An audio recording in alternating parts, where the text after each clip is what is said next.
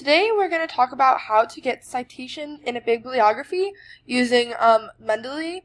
So what you do is you want to download the Mendeley app onto your computer, and then I already have some PDFs of some articles in here. So as you can see right there, we have all of the names.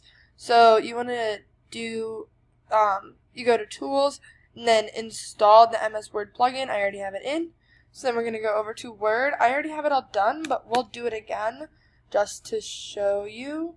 So you're going to go to Insert or Edit Citation, and then you can go, let's do Collins, and then Chowdhury, and Carlin. Okay. And then they're all right there. You would have to do this to make them all separate, but that's not that big of a deal. And there you go, you have your citations, and then we're going to know bibliography. Go to Insert Bibliography,